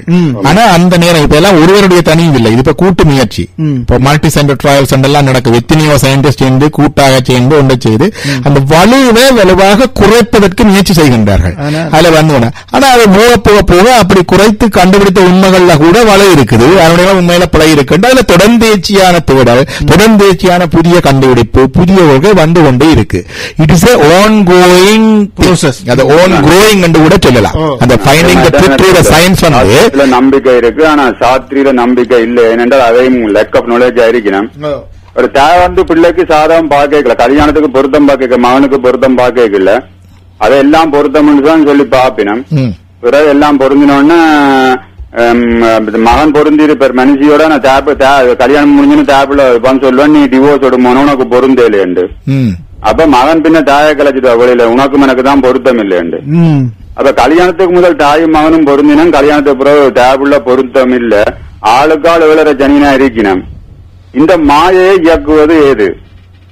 அடுத்தது என் அடுத்த கேள்வி பீஸ்மர் அம்பு படுக்கையில படுத்திருந்தார், ஏதோ ஒரு நட்சத்திரம் வந்தால் மோட்சம் போகலாம். அது வரைக்கும் படுத்திருந்தார் அம்பு படுக்கையில. உத்தராயண காலம் மட்டும் அவர் காத்திருந்தார். சரி, உத்தராயண காலம். அப்ப ஒரு லவ் பண்ண சாதகம் பார்க்கணும் இல்ல, டிவோர்ஸ் எடுக்க சாதகம் பார்க்கணும் இல்ல, அன்பண்டு வரைக்கும் சாதகம் பார்க்கல, ஆத்திரமண்டு வரைக்கும் சாதகம் பார்க்கணும் இல்ல. அப்ப இந்த பீஸ்மர் படுத்த மாதிரி அந்த நட்சத்திரம் பெறமட்டும் சரியான நட்சத்திரம் என்று சொன்னால், இன்றைக்கு நாங்கள் செத்தால் சிவலோகம் போலாம் நாங்கள் அப்படி சாகிறல்ல. நன்றி, வணக்கம் டாக்டர். பதில் சொல்லுங்க. 2 கேள்வி இருக்கு. ஈஸ்வரனுடைய கேள்வி உண்டு. முதலாவது கேள்வி அவர் சொன்னது, இந்த ஜாதகத்துல ஒருத்தர் சொன்ன உடனே பிறகு பொருத்தம் கட்டி வச்சு போட்டு பிறகு பொருத்தம் இல்லை என்று பிரிகின்றது. இந்த உறவுகள் கூட சரியாய் அமையாதும் ஜாதகத்துல இருக்கு சொல்லுவார்கள். இந்த இப்பெல்லாம் சனிக்குத்தானே நாங்க விரதம் இருக்கிறோம். சனியில சில இடங்கள்ல சனி இருந்தால் தீயது விளையும் என்ற நம்பிக்கை இருக்கிறது இல்லையா? சொல்லுவார்கள் சனி 7.5 சனி என்று சொல்லுவார்கள். அதாவது சனியின் சஞ்சாரம் ஒருக்கா சூரிய மண்டலத்தை சுற்றி வர்றதுக்கு 30 வருஷம் எடுக்கும் கிட்டத்தட்ட. அப்ப 12 ராசி சக்கரங்கள் இருக்குது. அப்ப ஒவ்வொரு ராசியிலேயும் சராசரியாக 2.5 வருஷம் சனி நிற்கும். ஒவ்வொருவரும் நாங்கள் பிறந்த ராசி இருக்கு இல்லையா, இந்த ஜன்ம ராசி, சந்திரன் இருந்த ராசி, நட்சத்திர ராசி, அங்கதான் சந்திரன் இருந்தது. சந்திரன் யாரை குறிக்கும் என்று சொன்னாங்க? மனோகாரகன். எங்களுடைய சைக்கிக் ஃபேக்கல்டிஸுக்கு அதிபதி அவன். அதான் சைக்கிக் ஃபேக்கல்டிஸ்ல டிசீஸ் வந்தா லுனாட்டிக்ஸ் என்று சொல்லுவோம் இல்லையா? லுனாட்டிக்ஸ், லுனாட்டிக். இது எந்த பாரம்பரியம் இல்லை, கிரீக்ல எல்லாத்திலையும் இருக்குது காஸ்மிக் ட்ரூத். அப்ப இந்த சந்திரன் இருக்கிற இடத்துக்கு கிட்ட சனி வரும் பொழுது அது டார்க் பிளானட் என்று சொல்றோம் இல்லையா, அந்த ஷடோயிங் வர துவங்கிவிடும். அப்ப அந்த என்னுடைய ஜன்ம ராசி நாங்க பிறக்கின்ற பொழுது என்னுடைய சைக்கிக் ஃபேக்கல்டிஸை கவர்ன் பண்ற அந்த சந்திரன் இருந்த ராசி, என்னுடைய ராசிக்கு முதல் வீடு 12ஆம் வீடு, ஜன்ம ராசி 1ஆம் வீடு, அதுக்கு அடுத்த 2ஆம் வீடு. இந்த 3 இடங்கள்லையும் சனி சஞ்சரிக்கிற பொழுது 7.5 வருஷம். அது அவருடைய புத்தி கொஞ்சம் நல்ல வழியில போகாது. அவருடைய செய்கள் அது என்ன, இது நல்ல வழி இருந்தாலும் அவருக்கு தெரியாது, அதை காட்டாது. 7.5 சனி, அதுதான் 7.5 ஆண்டு சனி என்று சொல்லுவார். அப்ப அதுல முதல் கூறு 12ஆம் இடத்துல, 12ல இருந்து 2.5 வருஷம் முடிஞ்சு 1ஆம் இடத்துக்கு ஜன்மராசிக்கு வருகிறது 2.5 வருஷம், அது நடுக்கூறு. பிறகு அடுத்த 2.5 வருஷம் கடைக்கூறு. அதுக்காக சனியன் கஷ்டம் கொடுப்பதொன்னும் இல்லை, என்னுடைய கர்ம பலன்களை நாங்கள் அனுபவித்து தீர்ப்பதற்கு வழிவகுக்குது. It will exhaust our former karma deeds. அதுக்குதான் சனி வருகிறது. இதுக்குதான் சொல்லுவார்கள், இது வேற ஒரு வழியிலையும் நாங்கள் கஷ்டப்படாம தீர்க்கலாமோன்னு கேட்பினோம். பரிகாரம் இருக்கும் உண்டு. அதுக்குத்தான் என்ன செய்ய வேணும்? நீங்கள் உங்களுடைய இறைவனுடைய தோத்திரங்களை சொல்ல வேணும். சொல்லுவார்கள், சிந்தை மகிழ சிவபுராணந்தன்னை முந்தை வினை முழுதும் ஓய உரைப்பன் யான். டு எஸ்கோஸ் my former deeds I am reciting this Sivapuranam. இது என்ன செய்யும்? அல்லல் அறுத்து ஆனந்தமாக்கியதே. அப்ப அது இந்த ரிசைட்டிங் சிவபுராணம் உங்களுடைய இஷ்ட தேவதை சிவபுராணமோ அல்லது அபிராமி அந்தாதியோ அல்லது திருமுருகாற்றுப்படையோ அல்லது விநாயகராகவலோ அல்லது லலிதா சகஸ்ரநாமம் விஷ்ணு சகஸ்ரநாமோ ஸ்லோகங்களை சொல்லிக் கொண்டு வர வேண்டும். அடுத்ததாக இறைவனுக்கு ஒரு பூவோ பழமோ தண்ணியோ வைத்து தீபமேற்றி வழிபட வேண்டும். தீபம் ஏற்றுகிற பொழுது பாவம் போகுது. தீபோமே ஹரது பாவம், பாவம் கழிகின்றது. இறைவனை சுத்தி சுத்தி பாதம் அடி எடுத்து வைத்துக் கொண்ட பொழுது அந்த பாவம் அழியுது. பிரதட்சிணி பதே பதே, பிரதட்சிணி ஒவ்வொரு பாதம் எடுத்து வைக்கின்ற பொழுதும் அந்த ஜன்மாந்தர பாவங்கள் எல்லாம் கழிகிறது. அப்ப இறைவனுக்கு பூஜை செய்தல். அடுத்தது ஒரு நாமத்தை ஜபம் செய்தல். உங்களுக்கு பூஜை உங்களை குரு வந்திருந்தால் உங்களுடைய இறைவனுடைய நாமம் உங்களுக்கு மந்திரமாக வரும். இல்லாவிட்டால் அந்த இறைவனுடைய நாமத்தையே நீங்கள் மீண்டும் மீண்டும் திருப்பி திருப்பி சொல்லிக் கொண்டு வாங்கோ. அந்த கஷ்டங்கள் துன்பங்கள் கிரகபலன்கள் போகும். இதுதான் இந்த நேரடியாக இல்லாமல் மறைமுகமாக இந்த கர்மபலனை கழிக்கின்ற முறை. அதே மாதிரியாக 7ல சனி வந்தா சொல்லுவார்கள் கண்டத்து சனி என்று, அதுவும் கூடாது என்று சொல்லுவார்கள். இந்த 7ல சனி வந்தால் கண்டச்சனி என்று சொல்லுவார்கள், அதுவும் கூடாது என்று சொல்லுவார்கள். இந்த கண்டச்சனியிலே சனி வந்தால் தீய விளைவுகள் வரலாம். அடுத்ததாக 8ல வந்த அட்டமத்து சனி, பொங்கு சனி மங்கு சனி என்று சொல்லுவார்கள். அது உண்டு. அடுத்ததாக இந்த 7வது ஆண்டு சனி இருக்குது இல்லையா, ஒவ்வொரு 30 வருஷம் நடக்குது. அப்போ இந்த வாழ்க்கையில ஒருவர் கிட்டத்தட்ட எவ்வளவு வருஷம் இருப்பார்? 70, 80, 90, 100 வருஷம் தான் இருப்பார். அப்ப முதல் முறை வருகின்ற சனி மங்கு சனி இல்லையா? அதனால சின்ன வயசுல வாரது. அப்ப சின்ன வயசுல கஷ்டகாலங்கள் வந்தால் அவங்களுடைய அபிலிட்டிஸ் அமர்த்தி போடும். படிக்கிற காலத்துல கல்வி விருத்திக்குரிய காலத்துல சனி புத்தியை தனமாட்டினா என்ன நடக்கும்? Future foundation will get spoilt. அதான் மங்கு சனி. அவ்வளவா சொன்னார் இல்லையா, கொடிது கொடிது வறுமை கொடிது, அதனினும் கொடிது இளமையில் வறுமை. ஏன் இளமையில வறுமை வந்தா ஃபியூச்சர் ஃபவுண்டேஷனை போட இயலாது, படிக்க இயலாது, நல்ல இடத்துல இருக்க இயலாது, அதனுடைய ஃபியூச்சரை முழுக்க அறவே மங்க பண்ணிவிடும். அதான் மங்கு சனி. இரண்டாவதாக வர்ற சனியில வந்து என்ன நடக்கும் என்றால் அவருடைய கஷ்டங்கள் எல்லாம் அதனுடைய வாழ்க்கையில அத்திவாரமாக போய்விடும். இப்ப அங்க இருந்து வெளிக்கிட்டு இமிகிரேஷன் கேட்டு அந்த ஹியரிங் கேட்டு இந்த ஜெயில இருந்து அங்க இருந்து இங்க இருந்து குடும்பத்தை பிரித்து இங்க வந்து வர்றதல்ல அது என்னுடைய வாழ்க்கையின் நடுப்பகுதி.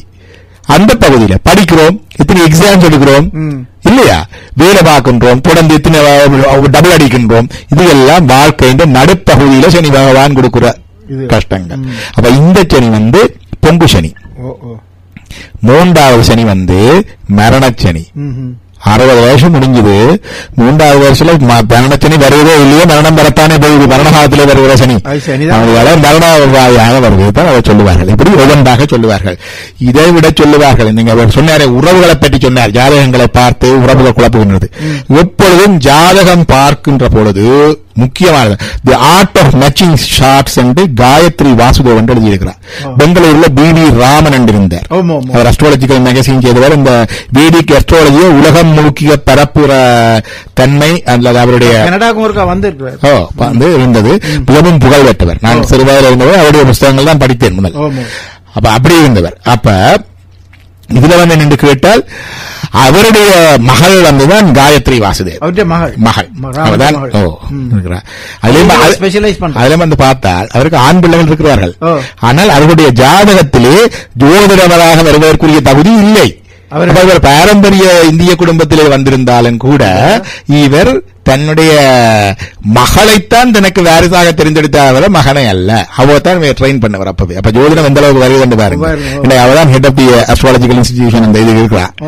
அப்ப அவர் எழுதின புத்தகத்துல தி ஆர்ட் ஆஃப் மேட்சிங் சார்ட்ஸ்ல எழுதியிருக்கிறா. முதலாவதுல ஆங்கிலத்தில் எழுதியிருக்கிறா, the matching is often wrongly understood. It's not the first stage of the negotiating an alliance. It is reserved until all other considerations have been taken into account. ஜாதகம் பார்த்துட்டு தான் இங்க கனவே மிச்சம் எல்லாத்தையும் தொடங்குறது. முதல் இங்க என்ன கேட்கிற ஜாதகம் கல்யாணம் பேச ஜாதகத்தை தாருங்கோ, இது இலங்கை தமிழர் குறிப்பத்தாருங்க கேட்கிறது. அப்படி அல்ல. முதல் வந்து ஆளுக்கால் பிடிக்க வேணும், குடும்பம் பிடிச்சிருக்கணும், படிப்பு கல்வி அழகு எல்லாத்திலையும் பிடிச்சிருக்க வேணும். அதான் சொல்றாரு.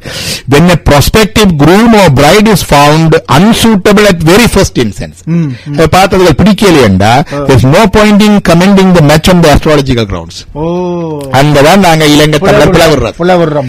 எல்லாரும் இலங்கை தமிழர்ல இருந்து இங்க இருக்கிற கல்யாண புரோக்கர்ல இருந்து ஜாதகம் பார்க்கிற ஆக்கள் இருந்து முதல் ஜாதகத்தை கொண்டு வாங்க கேட்கிறது பிள்ளை.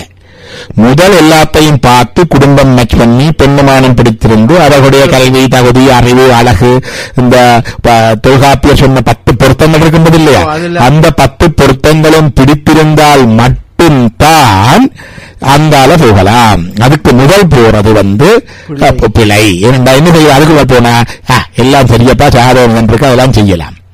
இப்படிதான் சொல்றோம் நாங்க. எல்லாம் இருக்குது, ஜாதகம் இருக்குது, ஆனபடியினாலே செய்யலாம் என்று சொல்லி அவர்களை திருமண பந்தத்திலே நாங்கள் வலுக்கட்டாயமாக புகுத்துகின்றோம். அதான் நடக்குது. அப்ப வலுக்கட்டாயமாக புகுத்துகின்ற பொழுது அந்த தன்மை வந்து அதாவது அதனுடைய பர்பஸே லாஸ்ட் இல்லையா. காதலர் இவர் கருத்தொருமித்து ஆதரவு பட்டதே இன்பம் என்று சொல்லி ஔவையார் பாடுகின்றார். அப்படி பார்க்கின்ற பொழுது இந்த காதலர் கருத்தொருமித்த அந்த தன்மை இல்லாமல் நாங்கள் வெறுமனே இந்த ஜாதகத்தை மட்டும் வைத்து இந்த திருமணங்களை நிச்சயிக்க முயல்கின்ற பொழுதுதான் எங்கே நாங்கள் தவறவிடுகின்றோம். இது ஜாதக நூல்களிலேயே இருக்குது. அடுத்த சொல்ல ஜாதகத்துக்கு காந்தர்வ மனம் பெண்ணுமான ஒருவரையர் விரும்பி ஒருவரை மனம் செய்ய விரும்பினால் அங்கே அவர்கள் பொருத்தம் பார்க்க தேவையில்லை. இருக்கு காதல் திருமணங்கள்ல இருக்குது. அப்ப அது உண்டு. அடுத்ததாக இந்த காதல் திருமணங்கள் மட்டுமல்ல, கற்ப நிச்சயம் ஏற்கனவே ஒருவரை சந்தித்திருக்கிறார்கள், சேர்ந்திருக்கிறார்கள், அதனால பெண் கர்ப்பமாகிவிட்டால் என்றால் அந்த போய் ஜாதகம் பார்த்து குழப்பப்படாது. மற்றது தெய்வ நிச்சயம், இறைவனால நிச்சயிக்கப்படுகின்ற சில திருமணங்கள் இருக்கின்றன. எனக்கு தெரிந்தது குரு நிச்சயம். அதுக்கும் பொறுத்தவரை எனக்கு தெரிந்த இடத்திலே சத்யசாய்பா அவர்கள் ஒரு திருமணத்துக்கு அந்த குடும்பத்துக்கு வந்து தாலி எடுத்து கொடுத்தார். எடுத்து மரணமாகி அந்த பெண் வந்து கடைசியாக அம்னியோட்டிக் ஃப்ளூயிட் எம்பாலிசத்துல ஒரு பிரசவத்துல இறந்து விட்டார். பிள்ளைகள் பிறந்து இருக்கிறார்கள், இப்பவும் இருக்கிறார்கள். அப்போ ஒரு கேள்வி வளர்ந்தது, இவரே தாலி எடுத்து கொடுத்து இது பண்ணாங்க. இங்க ஒருதரும் விதிவிலக்கு இல்லை, எல்லாரும் கடைசியா மரணிக்கத்தானே போறோம். இப்ப நான் இதை சொல்லிக் கொண்டிருக்கிறதால எனக்கு மரணம் இல்லை என்று சொல்லலாம். அதே மாதிரியாக வைத்தியருக்கு புற்றுநோய் வராதுன்னு சொல்லிடுவோம். அதே மாதிரியாக இந்த நிச்சயங்கள் இருக்கு. ஆனா அவரவர் கர்ம விதிகளின்படி இந்த கர்ம விதிகளின்படி அவர்கள் வருகின்ற பொழுது அந்த குரு அதற்குரிய பரிகாரங்களுக்குரிய இதுகளை செய்தாலும் கூட இந்த தன்மைகள் வரும். அப்ப அதுக்குதான் சொல்வார்கள், ராமகிருஷ்ணனுடைய பாரம்பரியத்திலே சாரதா தேவி இருந்தார், விவேகானந்தருடைய குரு ராமகிருஷ்ணர். அந்த சாரதா அம்மையார் ஒரு நாளும் தன்னுடைய உறவுக்காரருக்கு தீட்சை கொடுப்பது கிடையாது. ஆனா ஒரு முறை மட்டும் ஒரு உறவுக்கார பெண்ணுக்கு தீட்சை கொடுத்திருக்கிறார். அப்படி உறவுக்காரர்கள் பெண்ணு கொடுக்க அப்ப ஒருத்தர் கேட்கிறார், இது விதிவிலக்கா இருக்கு சொல்றா, maybe this Dirshai may save her from widowhood. அப்ப அவருக்கு தெரிஞ்சிருக்குது இப்ப விடோவா போறான்னு தெரிஞ்சிருக்குது. அப்ப சொல்றா, இந்த தீட்சை இந்த மந்திரம் அவளை விடோவா இருக்கிறதுல இருந்து காப்பாத்தலாம். அப்புறம் டிவி காலம் முழுக்க கணவனை பிரிஞ்சுதான் இருந்தவர். அப்ப at least it has some nullifying effect. அப்ப அந்த விதத்திலே நாங்க வாழணும்னால ஒன்று காதல் நிச்சயம், கற்ப நிச்சயம், குரு நிச்சயம், தெய்வ நிச்சயம், இந்த 4க்கும் பொருத்தம் கிடையாது. அடுத்தது ஜாதக சந்திரிகையில சொல்லி இருக்கு, பெண்ணும் ஆணும் ஒருவருடைய மனது ஊகினால் என்ன பொருத்தம் இல்லாவிட்டாலும் கூட கல்யாணம் செய்யலாம், அதையே சிறந்த பொருத்தமாக கொண்டு கல்யாணம் செய்யலாம் என்று சொல்லி இருக்கு.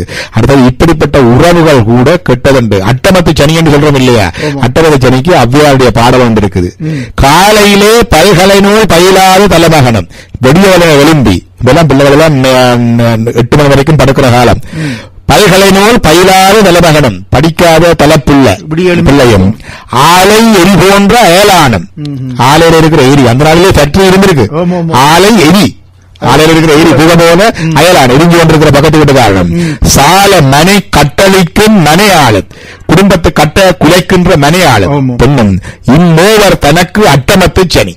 அவருக்கு 3 பேரும் மட்டும் சரி, 3 பேரும் உனக்கு அட்டமத்து சனி.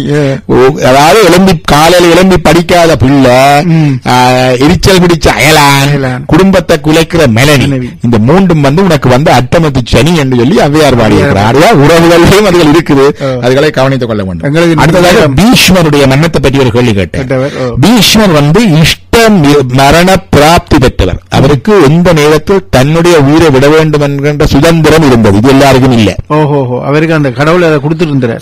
அவருக்கு அவருடைய தாயாருடைய இருந்தது இஷ்ட மரண பிராப்தி.